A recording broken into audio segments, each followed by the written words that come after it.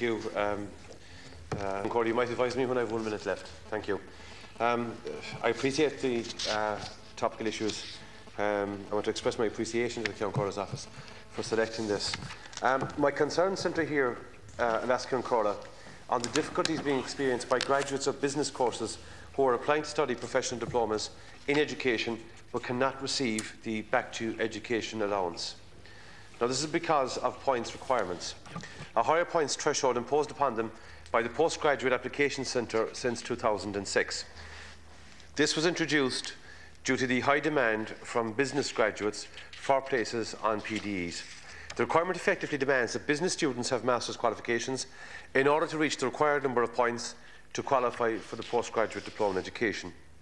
However, this has implications for one's eligibility for the Back to Education allowance, in that these same students are ultimately seeking to study PDEs which are lesser in qualification than masters.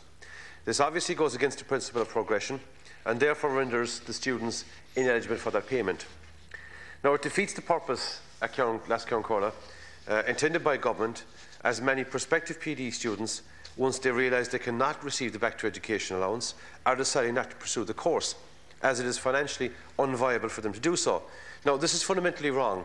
When we are meant to be encouraging people to return to education, to upskill and uptrain, and looking at ways of targeting and gaining employment in the future. I'll give you an example. Business graduates this year required to have 53 points for the PD. With business graduates this year required to have 53 points to qualify for the postgraduate diploma in education, it would not be possible to secure a place without an MA, as 45 points is the maximum awarded for a 1.1 honours primary degree. Even factoring in the 5 points now awarded for work experience, students still fall short of the 53 point required to qualify for the PDE. Now, I fully understand the progression principle is in place to ensure that displacement does not occur. Courses should not be offered to students who are not progressing at a cost of students progressing from a lower level, and accept that. However, in my view, business students are being disproportionately affected by the progression rule. Therefore, I am asking the Minister to consider reviewing the situation so that business students in particular are not penalised in this way. Just 1 minute remaining. Thank you, Ceann Comhairle. Now, there are two significant points worth noting, Minister. Firstly, the Government, through the Teaching Council, now insist that everyone pursuing a teaching career have a PDE. In other words, the only way to secure employment in teaching now is through the PDE process. Secondly, this is affecting a larger cohort of students than ever because of the massive swell in numbers of unemployed people seeking to return to education. Now, as I have outlined, the Government's own policy is getting people back into the classroom, getting upskilled and uptrained.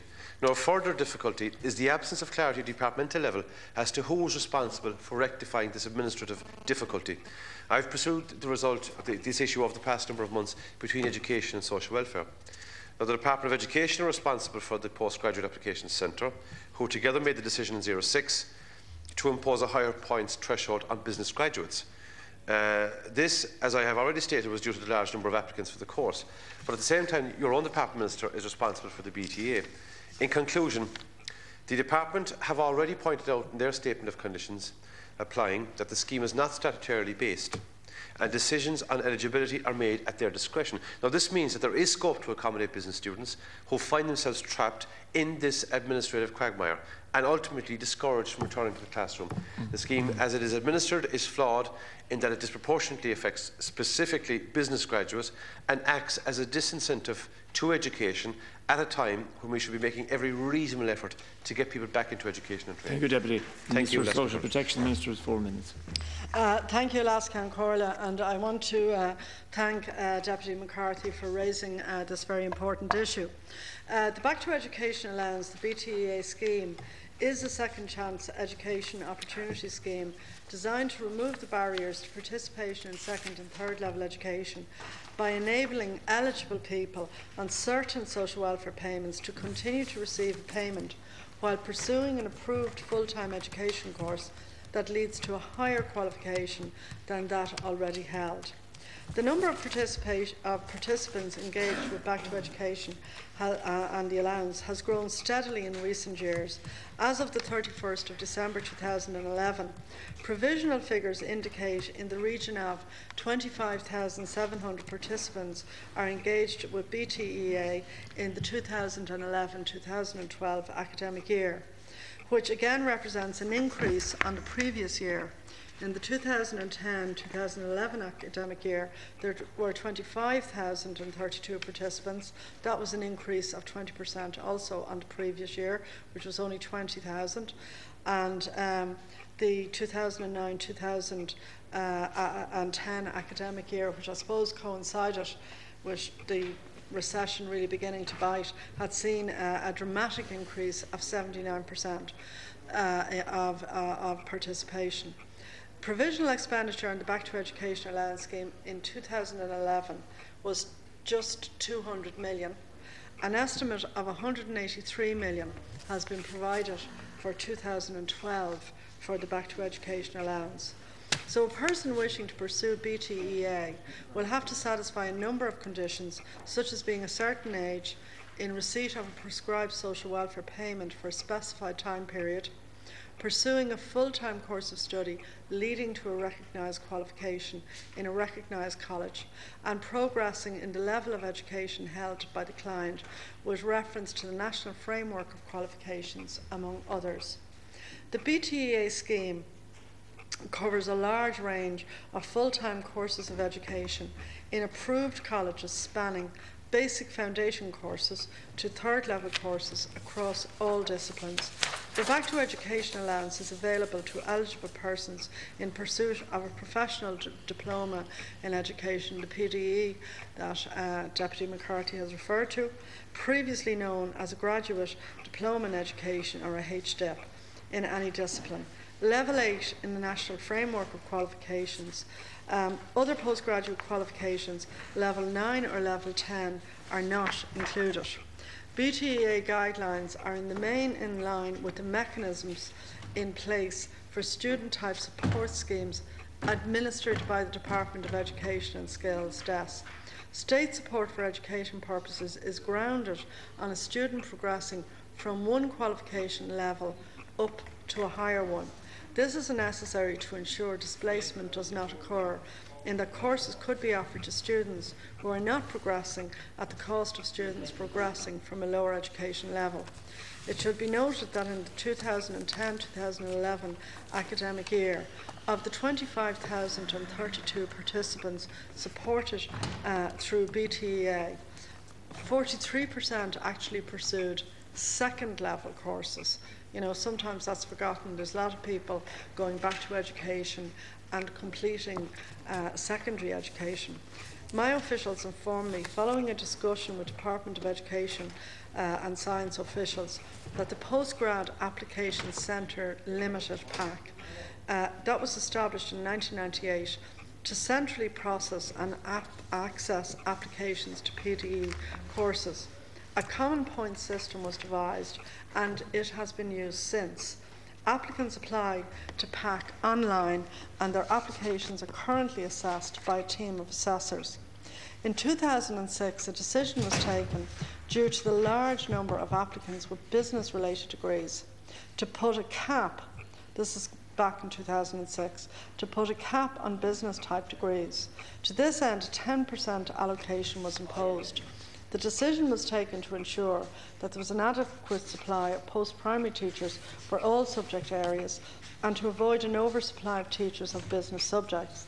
Since the demand for places from graduates with business-related degrees is high and the number of places available capped, the point score tend to be higher than for other degrees. I have to say, Deputy, I'm not in a position to comment on entry requirements or thresholds associated with this specific course, or indeed any course, as this is not within my remit. And, you know, the actual qualification issue, the points issue, is really one for my colleague, the Minister for Education and Science. Now, I don't know, Deputy, whether you've been around the houses with that Minister on this, but that is the actual situation. Thank you, Minister. I call Deputy McCarthy in a further statement. Let's thank the Minister, and respectfully I'll say this, Minister, that sums up the difficulty here. Because there's 5 paragraphs in this reply that deal with BTA. I'm well aware of it and I'm well aware of the eligibility and criteria. But the administrative quagmire is not addressed in the context of the response. And the last paragraph sums up the difficulty, because you refer me to the Minister for Education Skills. I've been over and back between the two departments for the last number of weeks. The difficulty is, in order to get the points, you'd have to have an MA. If that's the case, you won't get the BTA. So there's a need here, there's an absolute necessity to address. Now, I'm not going to send this out to the person who asked me to raise this issue, because quite frankly it's bureaucratic in that it deals with the current system as it exists, but it fails to address the administrative quagmire. And I've looked, I've been on to education and back to social protection. Now, this is a typical case in point where this is falling between two stools. The reality is, because of conditions in one department attached to a particular scheme, he's going to fail. He won't meet the criteria of another department. That's not this person's. That's not their difficulty as such. It's obviously they're going to be coming out the wrong side of it. So what's needed here, Minister, is a ministerial decision, because this isn't statutorily based, and there is room for discretion here. No, I will pursue this, Minister, because the response in itself doesn't address the anomaly, and that's exactly what it is. It goes against the spirit of government policy of getting people back into a classroom. So can I say this, and I'll raise this with Minister Quinn as well. Minister, I really would like to see movement on this, because this is not an isolated case, and there are bound to be others where you have, because of two particular departments in one broad area, there's a bureaucratic anomaly that prevents somebody from what, in any other reason, they would be entitled to. Thank you, Deputy. I call the Minister for final reply. Minister. Perspective, Minister. I appreciate the dilemma and the kind of, to be honest, almost catch-22 in relation to the points system or the points qualification on this, the anomaly that you've drawn up. I think you'd appreciate that the role of the Department of Social Protection in supporting students on the Back to Education allowance is income support. We don't actually get involved in the technical educational qualification side of it, because, to be honest, that's not our particular competence. That really is the Department of Education. You referenced the Teaching Council as well. I do accept, though, that there's a problem here, and I'd be happy to pursue it with the Minister for Education. If I might make another suggestion as well, perhaps that there is now a joint committee.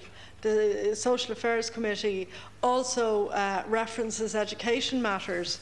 I don't know if you're a member of that particular committee, but perhaps maybe the committee could have a look at this. Now, I also want to be honest and say as well, Deputy, we have 27,000 or 25,700 participants on Back to Education. 43% of them at second level, obviously the majority at third level. Now, the cost is very expensive. We spent 200 million last year. We'll spend at least 183 million this year. And it's money well spent if people move on, as you've identified, to employment. But we have a limited budget, and it would be dishonest of me not to say that we're not in a very tight budgetary situation. Within the parameters of that, I'll certainly ask my officials to raise it with the Department of Education. But to be honest, I think you hinted at part of the solution yourself, which is to reference the Teaching Council and how they came up with the specific points that they requirement that they have that in a way constitutes the difficulty. Maybe also, as I say, the joint committee might offer some scope to bring the different Thank you, Minister. parties together. I have to take item